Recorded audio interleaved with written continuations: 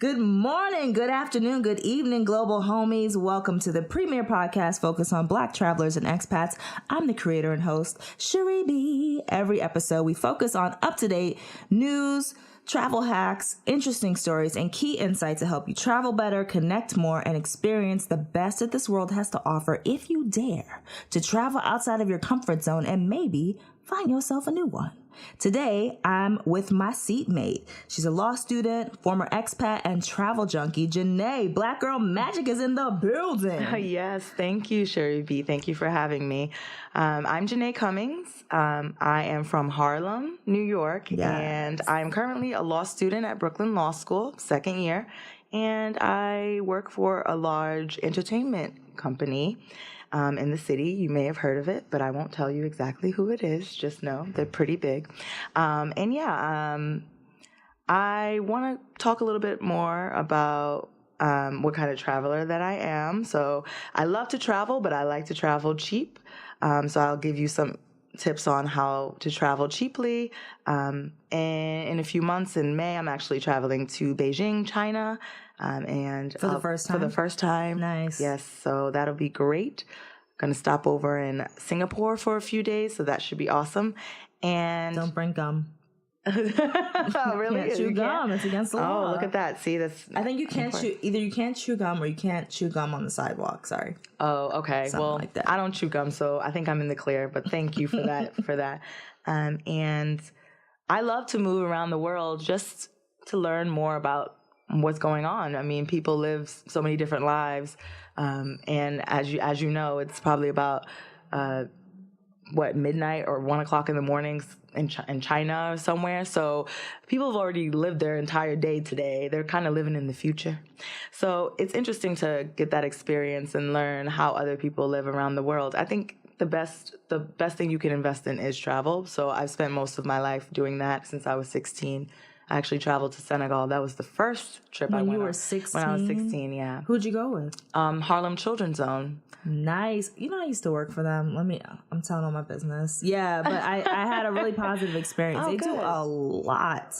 Yeah. So I went to Senegal, West Africa, on a trip to do a documentary project on the relationship between Africans and African Americans. And it was remarkable. And I caught the travel bug, so to speak, and I've been traveling ever since. I went with 10 other exceptional students and a few of our facilitators, and it was just, something that I continue to chase for the next 10 years. So it's been great. What's it like being 16 and going to Africa for this first time and going to a vibrant city like Dakar? Yeah.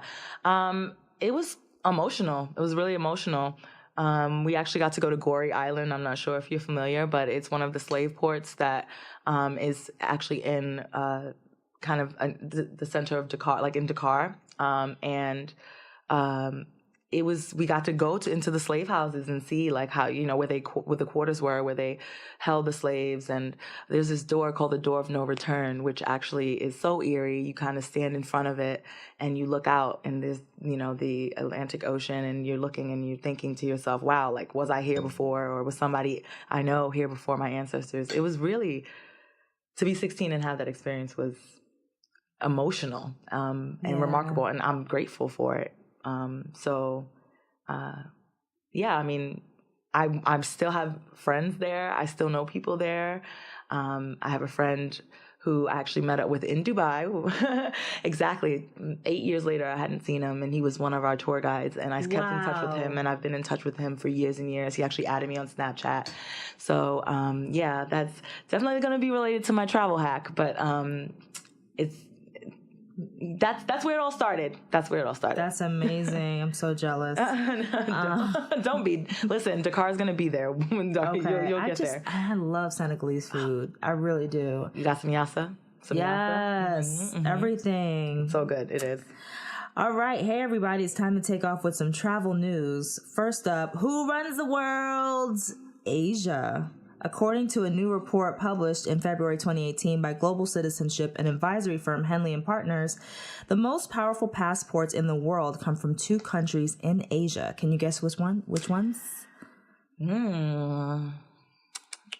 China, and I'm trying to think of the most populated. India? Good guesses, but no and no. I tried. All right. One is actually Singapore. How did I not get that? Okay. And the other is Japan. Okay. So these passport holders can travel visa-free to 180 destinations around the world, in part due to Uzbekistan recently and then Paraguay last year easing requirements for these nations.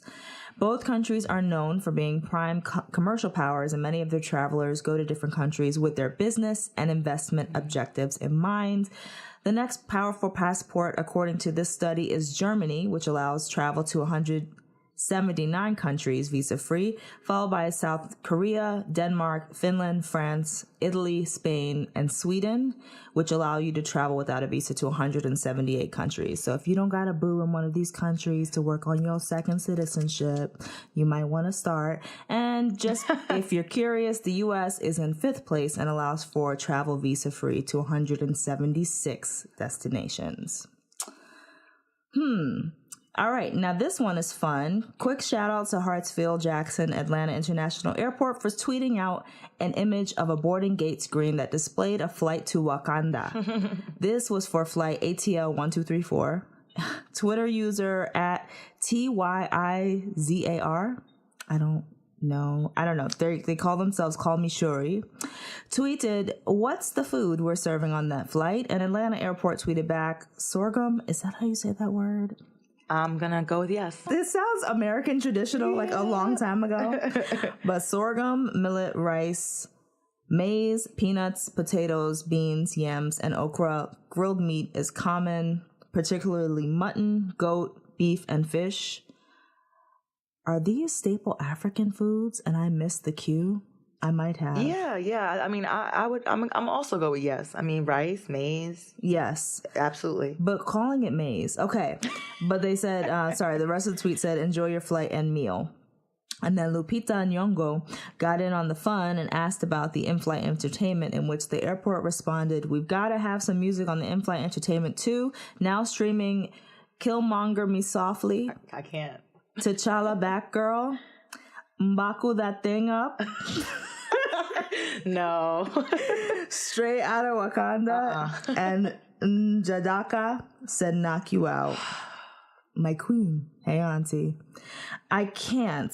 If you could pick up and pack and go to Wakanda forever, would you? You asking me what I? Yes.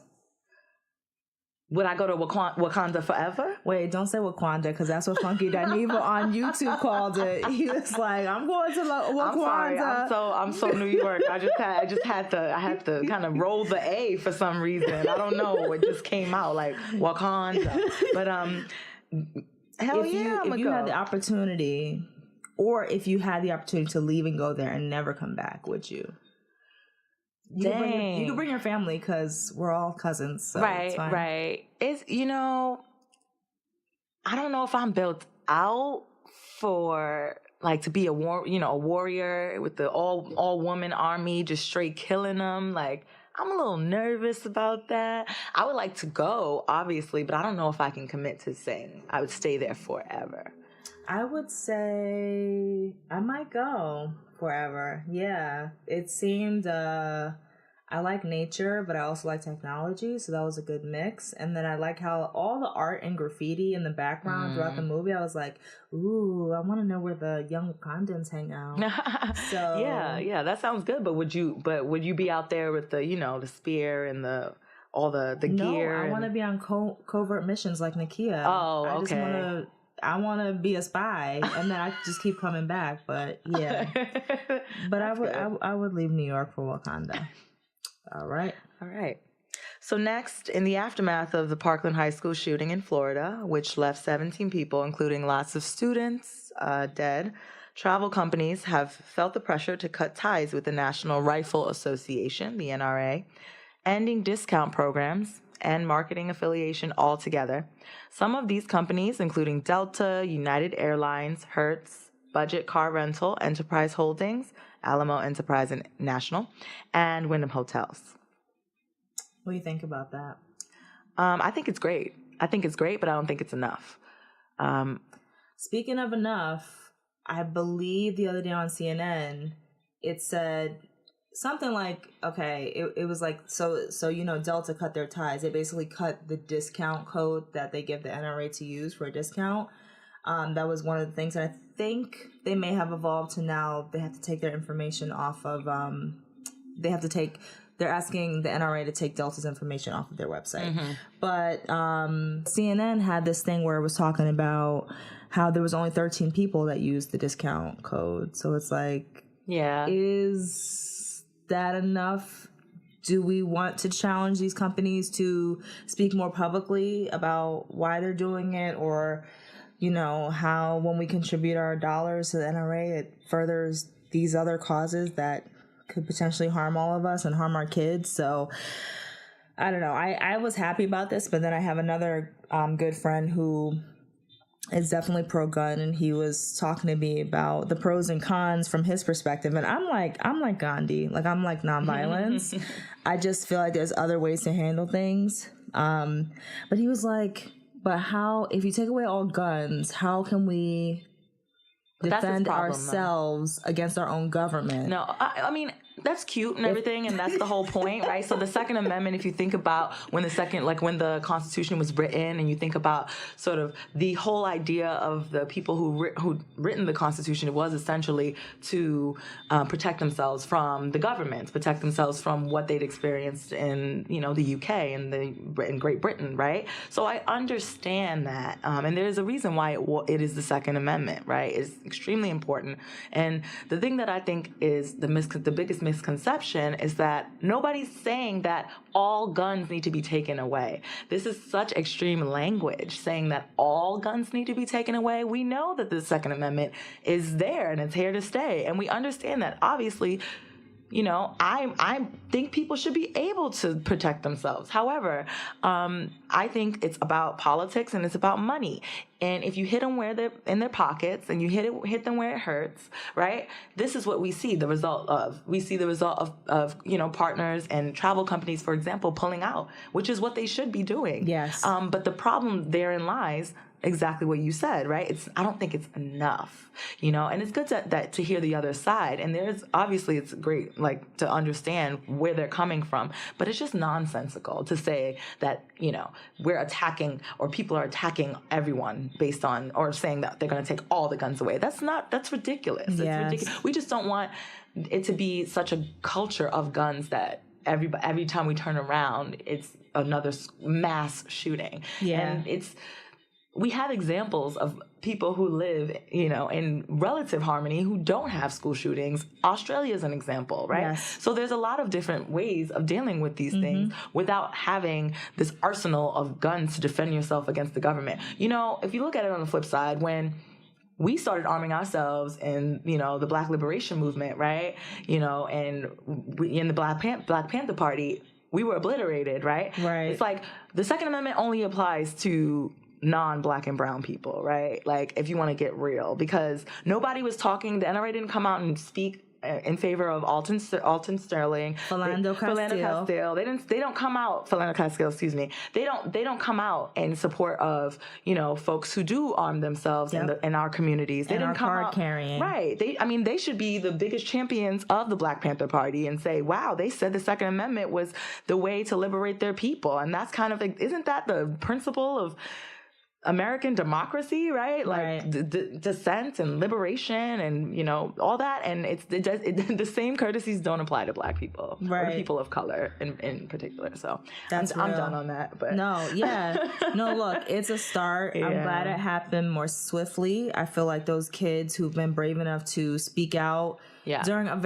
after what had to be very traumatic, they're like immediately in front of a camera. So I feel bad for them. But while it's fresh and the passion is fresh and everything, and the emotions are raw, they're in front of the media speaking their truth. And I think that, these companies speaking out is good. I want to challenge us to be more conscious consumers that really speak back to these companies, because we're spending money on them. Right. We're spending money on a lot of them with every vacation we take. So So yeah, we need to have our voices heard. Right. And can I just add one little caveat to that? So when you were talking about the students, I thought about what Trevor Noah recently spoke about in terms of the students and their privileges and their location, right? And I think when we talk about travel, it's particularly Black travel, I think it's important for us to also reflect on the privilege that it affords us as Black travelers and being able to have that access to things. It kind of translates to them having access to these big platforms, right? And having access to be like, well, I don't think the world works that way. People are telling me no, and no, I'm going to change it, and we're going to change it together.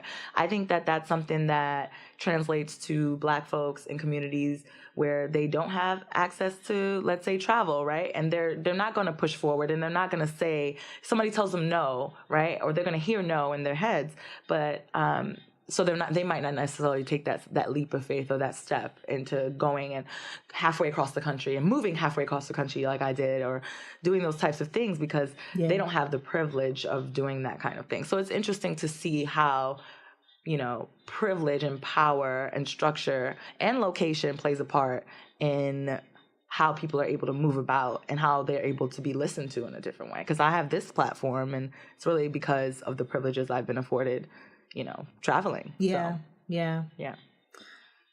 Great points. RIP to everyone affected in the Parkland shooting. Absolutely. Yes. And just a quick shout out to Pop Sugar. They just released a list of 10 Latinx travel bloggers you should follow on Instagram. So head over and support Latinx travel bloggers because they definitely don't get enough representation.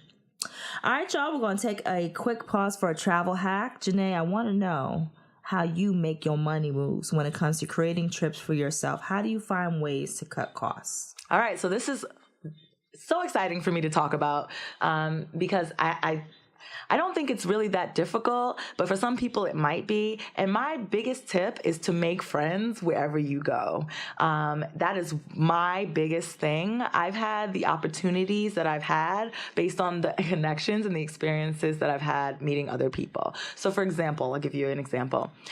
I lived in Dubai, right, from 2014 to 2015 teaching English, and I met a lot of teachers during that time, primarily from Great Britain and from from Ireland, and I kept in touch with all of them.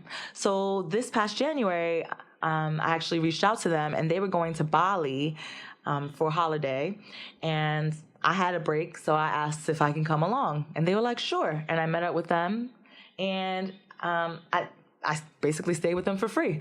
Yes, exactly. So I find that people will really take care of you and help you move around sufficiently and cost effectively. If you find your people, find people who like to travel a lot. I have friends still in Dubai. I was in Dubai in January as well, just visiting and staying with my friends. So that's a huge expense is obviously, the flight, which is usually the most, right? And then we have hotel and or places to stay. Mm-hmm. And people are always asking me, how do you travel so much? And how are you able to do that, right? And partly it's like I have some of the time. I'm still a student, so I have, breaks and stuff. But then the other part is that I have a lot of friends all over the world, in every part of the world I have friends currently right now. So if you put yourself in that space, maybe join a blog or join, a group on Facebook or something that allows, I think there is one that's, I'm on, I'm forgetting the name. I'll get it to you when I actually look at it. They always Black Americans living abroad. Yeah. There's a few. There's a few of them. I think it's Girls Love Travel. Oh, nice. I'm added in that one, Girls Love Travel. So, you see all of these young women, and they're so open, and they're young, and they're vibrant, and people are really apprehensive, especially, obviously, in the Black community, right? Because they're like, I'm not going all the way over there. I don't know you. I'm not going to stay at your house. And I completely understand that, and I get that. But again, that's my travel hack, is definitely making friends with people who live all over the country and the world, staying connected with them, meeting up with them in different cities, meeting up with them in different spaces. And so there's two things. Yes, I agree with you. And there's two things that, two reflections I had while you were talking. One is what you just said. I'm not staying over their house. I don't know them. Yes, that may be where you live, but some of those walls we put up can come down in different countries.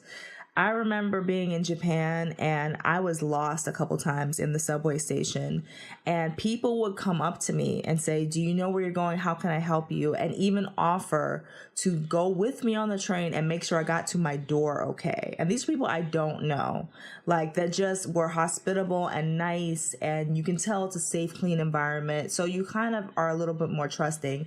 The food is bomb. You know, you get to learn the culture, and then you trust a little bit more. You got to be a little more open-minded.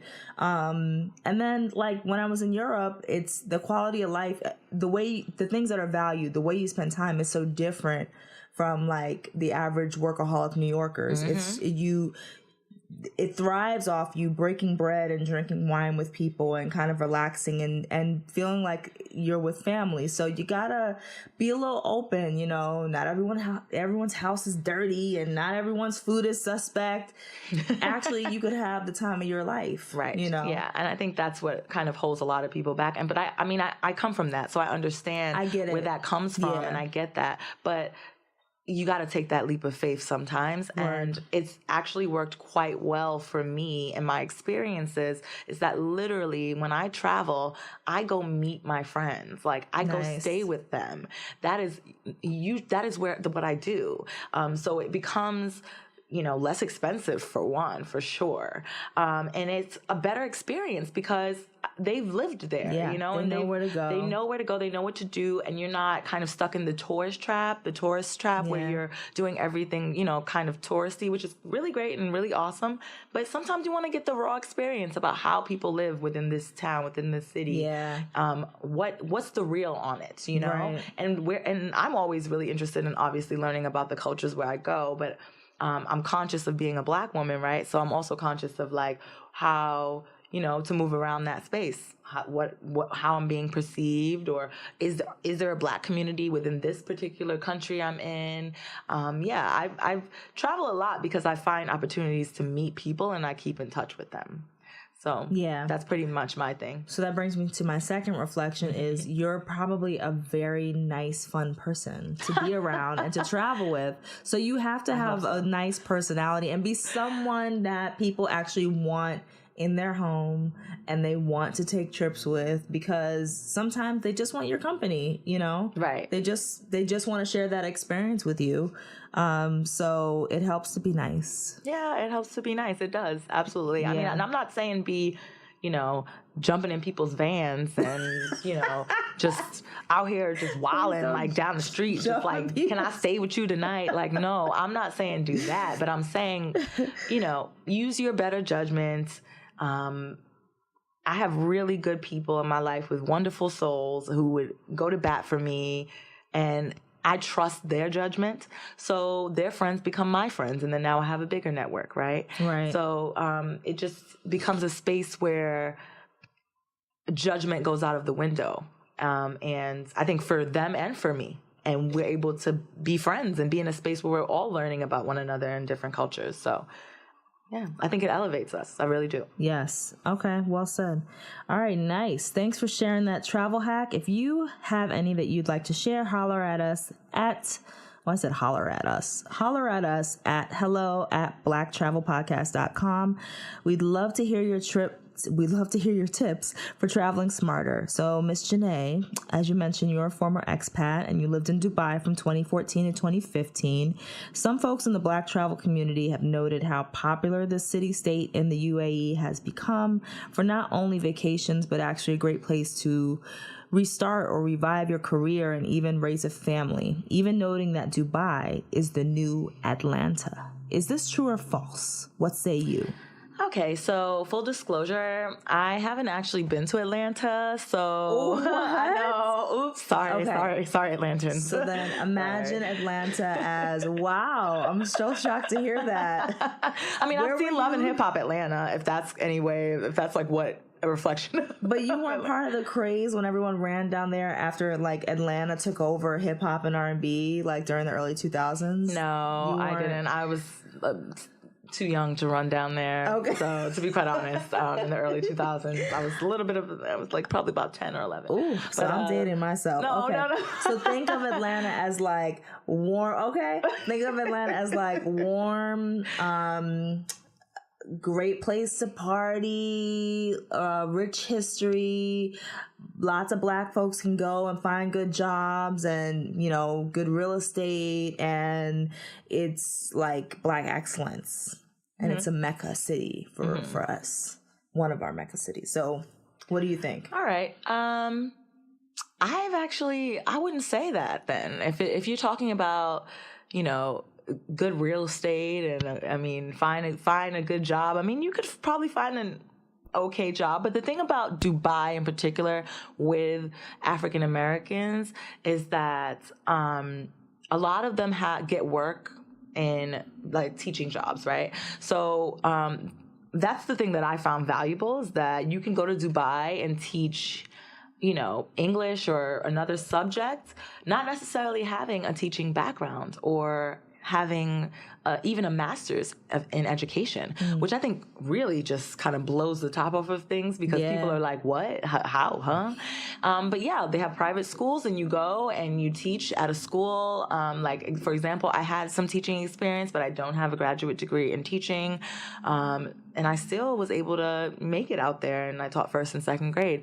So I think that's definitely really appealing. Another thing that's really appealing, I don't know if Atlanta has this, probably not, but when you get a job as a teacher, oftentimes your employer pays for your expenses. Your rent is paid for, your utilities are paid for. There you go. You even get a bus that picks you up and takes you to work and takes you back. Like, wow. Exactly. So it's extremely, extremely appealing in terms of talking about starting over, saving money, living sort of this fresh life where you're not worried about a lot of expenses.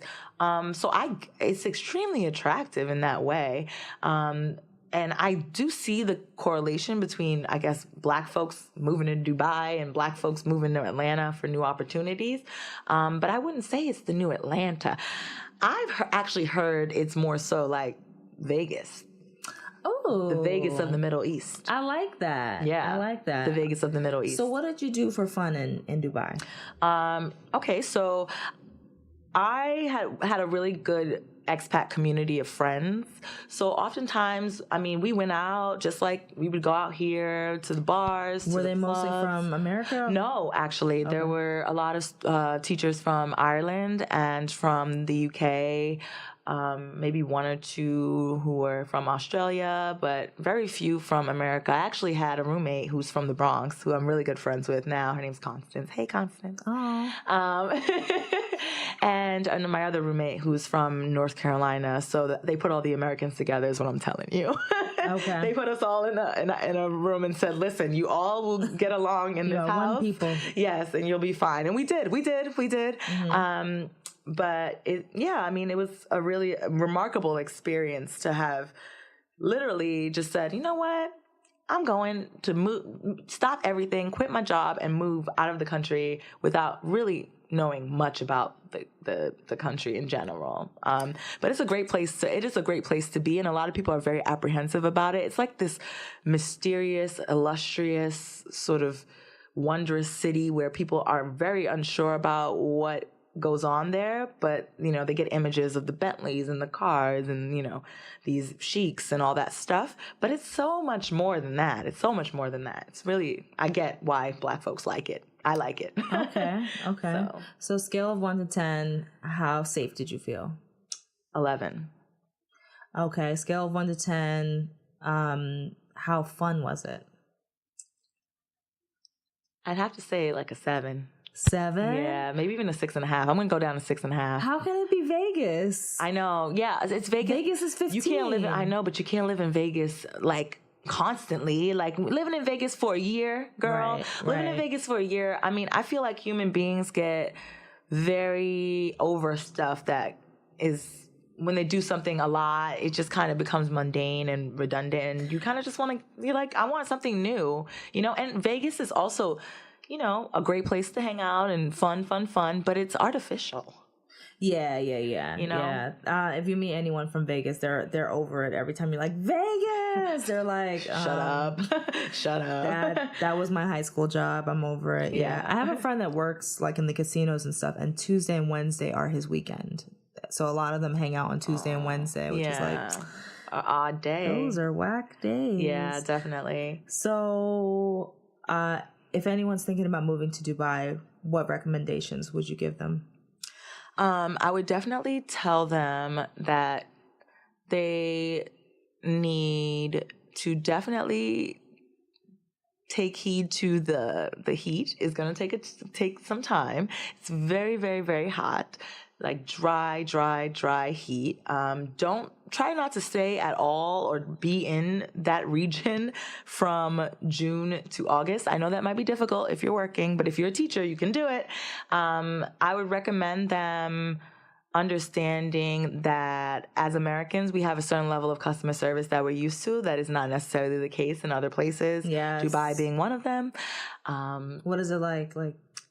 So it's like you call a bank and you ask them a question and they give you an answer, and then you call 2 days later and get another person who tells you something totally different. Right. And you're like, aren't you reading from a script? Like, I don't understand how it's the same question. Why am I getting two different things? That kind of thing. Things take way longer. People are way more laid back. Nobody's like in a rush, or especially if you're coming from New York City. It's just, it's different in that people are not as proactive in sort of getting answers or moving things along. So be very aware of that. Don't get too frustrated. It's very easy to find your tribe. Okay. At least that's how I found it. Particularly in Abu Dhabi, I find that there's a bigger population of Black expats in Abu Dhabi rather than Dubai. Why do you think that is? I do think that the folks who do go to Abu Dhabi have been more well established in their careers outside of the country. So in the United States, they might have been teachers before, have 10 years experience, and want a huge change. And Abu Dhabi's a lot more of a traditional Arab city than Dubai. Dubai's a little bit younger, a little bit fast-paced, like very hip. Like if you're coming from New York to Dubai, you're gonna be fine. It's sort of, there's not much of a culture shock going on there. And I think Abu Dhabi's a lot slower, a lot more traditional, a lot more residential, and it's just it's different in that way. So I find that Black folks that go to Abu Dhabi, they're sort of like older, more established. They're really there to be there. Versus Dubai, you're there for a year, you're there for 2 years, you're there to party, you're there to learn, you're there to grow, you're there to meet friends, and then you're out. Okay. You know? Yeah. That's a good way to think of it. Okay. Fair enough. Well, that sounds amazing. Oh, one last question. Could you dress like you would in America in Dubai? So that's a great question. And I always get that question. Everybody wants to know, and I think it's really great because that was the first thing that I thought of as well. Yes, you can. You can wear short shorts, you can wear short dresses, short skirts, whatever you want. When you're out, nobody's going to say anything to you or bother you.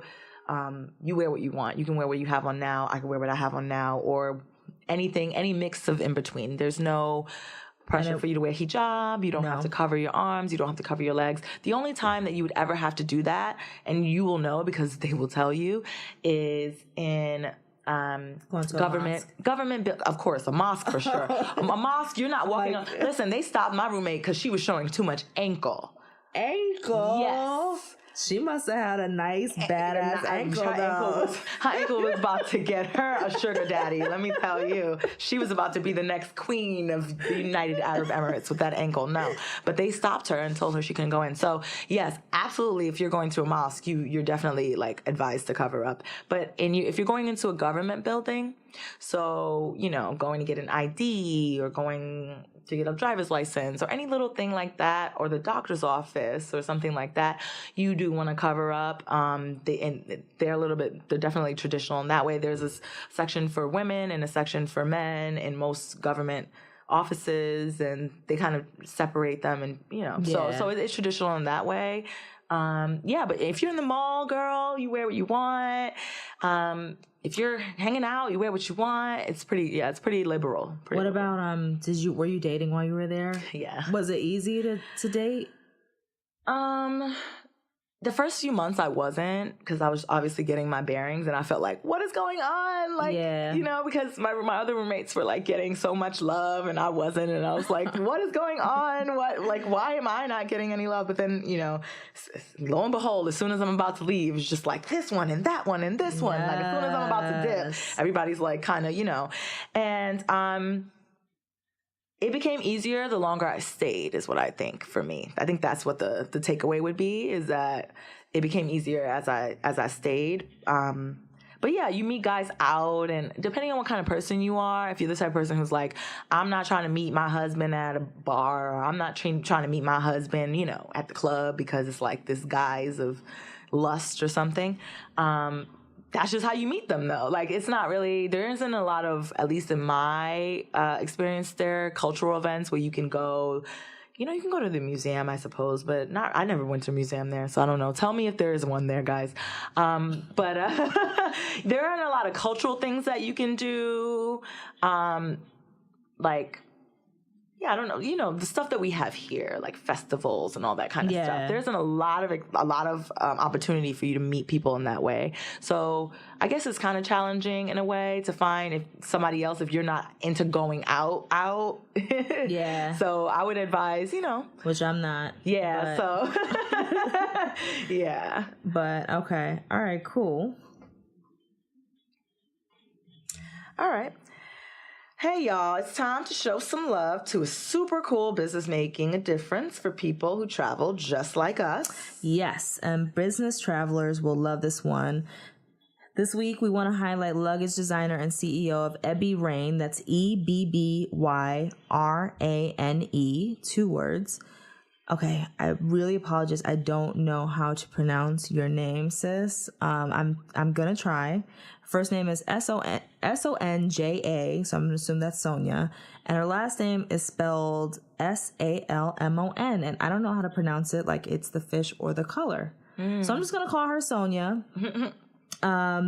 So this sister is originally from Mississauga in Ontario, Canada. She's an attorney who worked her way up in the financial services industry, and she's became the founder and CEO of this luxury luggage line, Ebby Rain.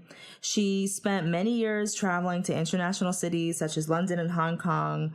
She traveled all around the world with just a cramped carry-on, and she was buying and selling businesses for her companies, but she hated that the luggage she had to pick out looked masculine or was just straight up boring, and the ones that were quote unquote feminine were overly flowery or just had hard colors that were designed for like 12-year-olds. So she thought about it.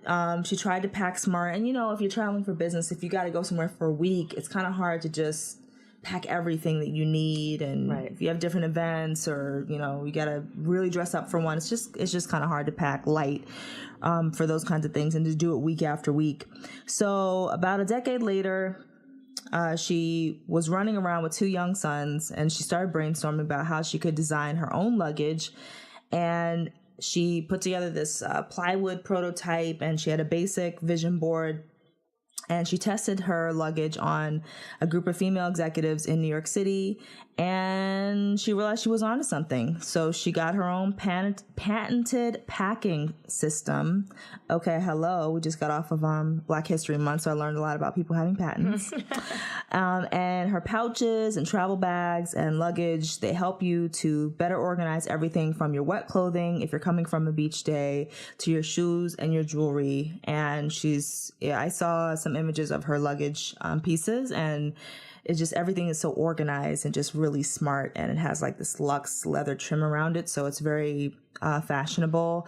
And she has a great article. Fast Company featured her, and she was just saying there's not enough Black entrepreneurs in both the luxury fashion space and the travel accessory space. They're just not there, and the relationships are barely there. So she was just urging people to get on it and start their own companies. Can I just say that I love her. You like, do? Oh my God. I mean, How do you pronounce her this name? is my, no. I'm saying I don't know her. Oh. I know I sounded like I knew her, right? I did. I did. But you know what? I wish I did. Yes, like, me too. That, I mean, incredible. Like, that is remarkable. Yeah. Really, I'm super impressed by her. And I feel like in another life, I am her. So that's great. That's great. And this is so successful as a travel startup that she left a very lucrative career to do this. So there's money in this, guys. And, that's great. I love entrepreneurs. I'm thinking about it. Yeah, definitely might follow her lead. Great. Yes. Now let's take a moment to check in with the Dope Traveler of the Week. Every episode, we highlight a new jet setter and explore what makes their travel lifestyle special so that we can learn and get inspired for our own glow up. Without further ado, Cherie, take it away.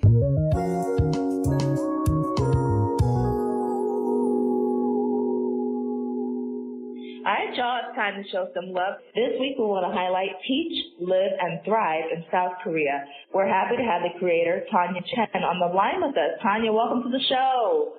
Hi, how are you, Cherie? I'm great. How are you? I'm good. Thank you so much for having me on the show today. So tell us a little bit about where you grew up and when you first moved to Korea. Awesome. Yeah, I am from Baltimore, Maryland. Shout out B-More. So I went to the University of Maryland College Park, and I studied Arabic and Spanish there, and that's kind of where my travel bug kind of started. I originally was supposed to graduate and go to Egypt, but that was in 2013 when the big revolution was happening. So that did not happen for me. Oh, wow.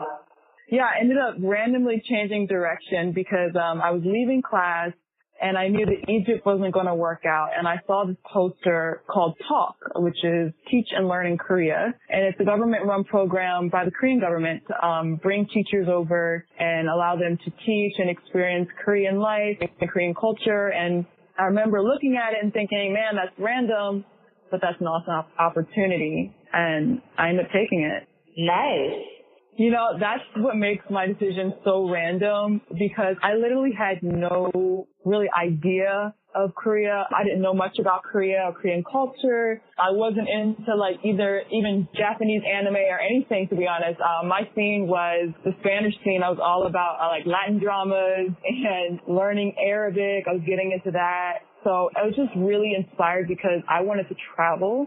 And I saw an opportunity, and I didn't want to wait for the next one. I just wanted to basically leave American soil. Right. Okay. So once I started getting my head around the idea, okay, maybe I will apply for this program, and I started actually the application process. It's a very lengthy one and time-consuming, so it gave me a lot of time to basically get hip on Korea. I started researching just like YouTube videos on people who have done the program and people who live in Korea, Korean culture. So that was when I really educated myself on Korea before I went. Gotcha. So kind of walk me through the stages of your life in Korea. So I started out, I was with the Talk program again. So that's a Korean-run government program. And they basically put you in rural parts of South Korea and you're teaching in the public schools. So I was thrown right into the countryside and that was crazy. Complete different life than what I was used to living in Maryland. And so I went to an area called Ganghwa. It's a really small island off of Incheon. So basically, I was in the countryside, completely different lifestyle. Everything was just new and basically amazing and exciting. The smallest things, you know, just going to the store, going to the restaurant was like a mini adventure because I really didn't know Korean. I could read it at that point, but I knew very little bit. So on the flip side, I learned what it was to be an extreme minority. So there was very, very few foreigners in general in Ganghwa Island. I think there were 2 other Black people on the island. So yeah. Wow. Were they both teachers? They were both teachers. They were a lot older than me and they had actually been on the island for a long time. I first met a Black lady and I saw her across the street. I was like, oh my gosh. And I ran across the street and we immediately hugged. Aww. Yes. Are you serious? I'm not even lying. Like, I mean, because you're an extreme minority. Every day, people are staring at you. So for many Koreans on that island, I was the first Black person they'd ever seen. So they were staring at me like I was an avatar or something. Wow. That was Gangwon Island, which was the countryside in South Korea. But eventually you did live in Seoul, right? Yes. Yeah. So I completed my contract for my first year in Korea. And then I decided I wanted to do it all over again, but in Seoul. So I started looking for jobs, and I ended up applying, and I started working in Seoul at an English village. And that was awesome. Like, Seoul is poppin'. It is like New York on drugs. Like, it is amazing. It's so much fun, so much to do. So it was a lot different, like the high speed, the fast-paced lifestyle. As far as people's reaction to me, I still got stares, but it wasn't like in Gangwon, they like break their necks and they ask a lot more ignorant questions. You'll get like, why, just like the students, so they don't mean any harm, but they'll be like, teacher, why are you Black? I remember this one kid, he was so confused that I wasn't from Africa. I remember one kid told me to go back to Africa. And I was like, that's literally like a sentence he heard from his grandmother, you know? Whoa. And of course, there's nothing wrong with being from Africa, but the fact that they don't know that there's a diaspora out there of African people all over the world is interesting. Exactly. Right. And so I made that very clear. Yeah, definitely nothing wrong. Nothing with Africa, but they did not understand that an American could be Black. And that was the biggest thing that shocked me, and I guess it shocked them as well. Wow. What were some of your most memorable struggles, and how did it help you grow? I really learned how to be okay with myself, because you are put on the spot a lot. Just from Korean culture in general, or in the school system, you're put on the spot. They'll be like, oh, we have a foreigner here. You want to give a mini speech at the school assembly. Oh, we have sponsors coming in. Can you give a workshop on da-da-da-da? And then also just in general, as I walk down the street, people will definitely look. People ask you questions. So really just getting comfortable with being put on the spot. I'm kind of an introvert sometimes, so I definitely had to change that. I'm sure. Do you know Korean? Are you fluent? I wouldn't say fluent, but I definitely have a conversational level. So before I left for Korea, I made sure I learned how to read, which is actually really simple, really easy to learn. You can do it in about 3 hours. So I knew how to read, and then I kind of was thrown into it by going straight to a countryside rather than Seoul. So people tend to know more English in the city. So a lot of people just talk to me in Korean, and I would just go home. I would do some self-study. I would do lessons on my own every day in Korean. My students taught me a lot just from them speaking and me looking up words and doing lessons. So by my third year, I was able to like go through life pretty easily, order food, go to the store, ask questions, just as long as it didn't get too deep, like we're not talking religion and politics. Exactly. I got you. Okay. So why do you encourage people, and especially Black travelers, to move to Korea? So Koreans are really familiar with Black stereotypes, basically from what they get from the media. They usually assume you are good at singing, or you're good at dancing, or negatively that if you're a Black woman, you are very sexual, or Black men, they're very aggressive. And I have stories about all those different stereotypes. People literally ask, you must be able to sing. I had a Black friend, he's a Black male who's there, and we would walk around and people would like grab clutch their shirts, like the women, because they were afraid that he was like looking at them or staring at them wrong, and they were just fearful. And so it can be kind of annoying and frustrating when the stereotypes are negative. And so I really think that Black people should travel, and they can get more exposure to what Black people are really like. If you have personal contact with someone, it's really hard to just still assume what you saw on TV is true. Right. And I understand that will help to change, some Koreans' mind about specifically Black people who travel there. But what is the best thing that we can get out of actually living in Korea? Whether you live abroad in general, if you leave your hometown, your home country, like you're going to learn so much because everything is going to be different and new and exciting. And it challenges your belief system. It makes you grow. You learn to deal with ignorance or curiosity in a graceful manner. People are going to look at you differently. They're going to ask you uncomfortable questions.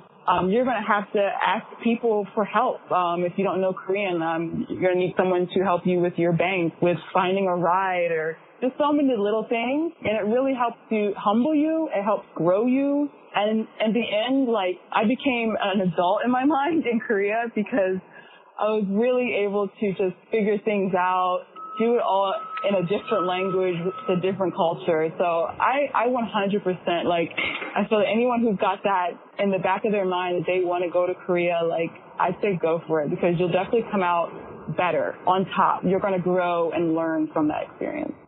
Got you. So as I understand it, Teach, Live, and Thrive in South Korea is really to help people who are interested in moving or teaching in Korea prepare to work there and live there. Can you just explain a little bit about your training program and where we can get more information? Okay, so my program, Teach, Live, and Thrive in South Korea, it's a one-on-one training program or a small group setting training program, depending on what we decide. So basically, I train and prepare prospective teachers to teach and live in South Korea successfully. So I'll help you with job searching. So there's recruiters out there, and I am not a recruiter. Recruiters, they're trying to put butts in seats. They will lie and sell you a position, which has happened to me. So I basically help people better choose a position that's going to work out for them, help people look through the contract. A lot of new teachers, new to Korea, don't know what they can ask for and change when they're signing a contract. I'll help you with your interview. So Koreans can be very superficial when it comes to selecting someone for a job. So I basically help polish their resumes, their pictures, their interview skills so they are ready to obtain a job.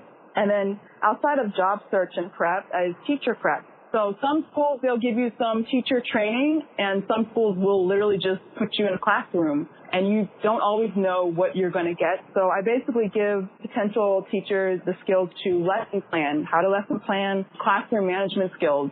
People assume that kids in Korea are going to be little, angels, and they're really all about study. No, you're going to need some tools and some tactics and some methods for keeping them in their seats and keeping them engaged and excited about learning. Also, we go through games and just everything you can do to make your lessons that much better. And then the third thing that my program provides is basically life in Korea survival skills. So we're going to go through cultural differences. There are a ton. Basically trying to avoid having some really embarrassing moments, even though those are inevitable, of course, but just preparing teachers as much as they can.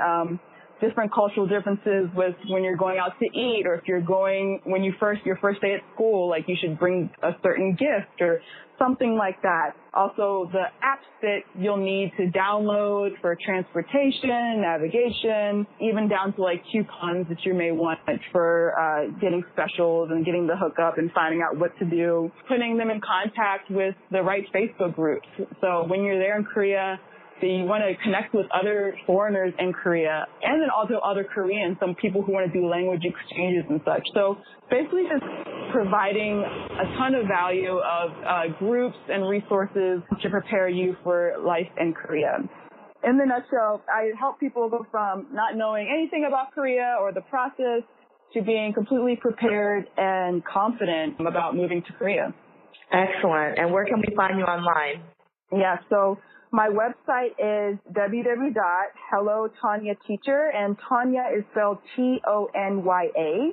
You can email me at hellotanyateacher@gmail.com. And then I also have a new Instagram, and that is @HelloTanyaTeacher. And again, Tanya is Tonya.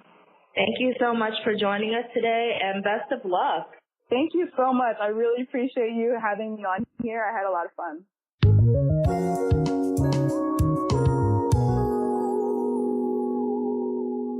And we're back.